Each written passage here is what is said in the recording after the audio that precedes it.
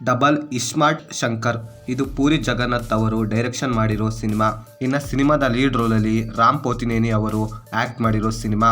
ಹಾಗೇನೆ ಇದಕ್ಕಿಂತ ಮುಂಚೆ ರಿಲೀಸ್ ಆಗಿದ್ದಂತಹ ಇಸ್ಮಾರ್ಟ್ ಶಂಕರ್ ಮೂವಿಯ ಸೀಕ್ವಲ್ ಮೂವಿನೇ ಈ ಡಬಲ್ ಇಸ್ಮಾರ್ಟ್ ಶಂಕರ್. ಬನ್ನಿ ಈ ಡಬಲ್ ಇಸ್ಮಾರ್ಟ್ ಶಂಕರ್ ಮೂವಿ ನೋಡಿದಾದ್ಮೇಲೆ ನನಗೇನು ಅನಿಸ್ತು ಅಂತ ಕಂಪ್ಲೀಟ್ ಆಗಿ ಈ ವಿಡಿಯೋದಲ್ಲಿ ಡಿಸ್ಕಸ್ ಮಾಡುವ. ಇನ್ನು ಸಿನಿಮಾನ ಅತ್ಲಾಗೆ ಕಾಮಿಡಿ ಮೂವಿ ಅನ್ನೋದು ಇಲ್ಲ ಮಾಸ್ ಮೂವಿ ಅಂತ ಅನ್ನೋದು ನನಗಂತೂ ಗೊತ್ತಾಗಿಲ್ಲ.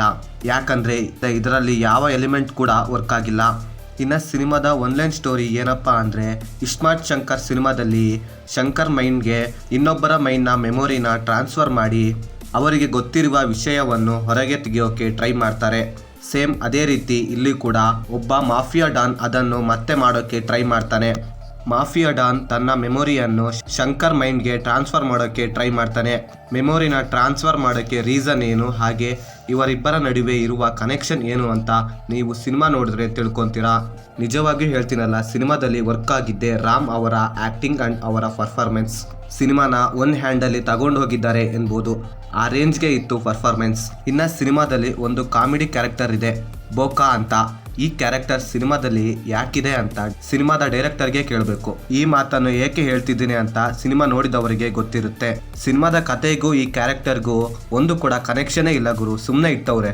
ಒಂದು ದೊಡ್ಡ ಫ್ಲಾಪ್ ನಂತರ ಡೈರೆಕ್ಟರ್ಗೆ ಒಂದೊಳ್ಳೆ ಕಂಬ್ಯಾಕ್ ಆಗುತ್ತೆ ಅನ್ಕೊಂಡ್ರೆ ಮತ್ತೆ ಅದೇ ಹಳೆಯ ಟೆಂಪ್ಲೇಟ್ನ ಲವ್ ಸ್ಟೋರಿ, ಹಾಗೆ ಹೀರೋಯಿನ್ನ ರೊಮ್ಯಾಂಟಿಕ್ ಆಗಿ ತೋರಿಸೋದು, ಹೀರೋಯಿನ್ನ ಹಿಂದೆ ಅಲಿಯೋ ಸೀನ್ಸ್ಗಳು, ಇನ್ನೂ ಕೂಡ ಅದೇ ಮೈಂಡ್ ಸೆಟ್ನಲ್ಲಿ ಇದ್ದಾರೆ.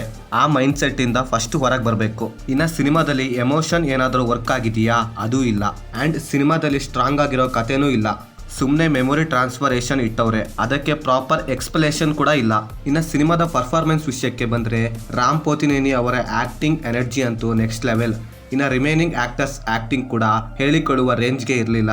ಇನ್ನು ಓವರಾಲ್ ಆಗಿ ಸಿನಿಮಾ ಹೇಗಿತ್ತಂದರೆ, ಇದು ಇಸ್ಮಾರ್ಟ್ ಶಂಕರ್ ಮೂವಿಯ ರೇಂಜ್ಗೆ ಇಲ್ಲ ಅಂದರೂ ಒಂದು ರೇಂಜಿಗಿದೆ. ಜಸ್ಟ್ ಒನ್ ಟೈಮ್ ನೋಡೋಕ್ಕೆ ಪರವಾಗಿಲ್ಲ ಅಂತೀನಿ. ಆ್ಯಂಡ್ ಈ ಮೂವಿಗೆ ನನ್ನ ರೇಟಿಂಗ್ ಬಂದ್ಬಿಟ್ಟು 5/2 stars. So that's it guys. ಈ ವಿಡಿಯೋ ಇಷ್ಟವಾಗಿದ್ದರೆ ಸಬ್ಸ್ಕ್ರೈಬ್ ಮಾಡಿ, ಹಾಗೆ ಪಕ್ಕದಲ್ಲಿರೋ ಬೆಲ್ ಬಟನ್ನ ಕ್ಲಿಕ್ ಮಾಡಿ. ಮತ್ತೆ ಬೇರೆ ವಿಡಿಯೋದೊಂದಿಗೆ ಸಿಗುವ. By friends.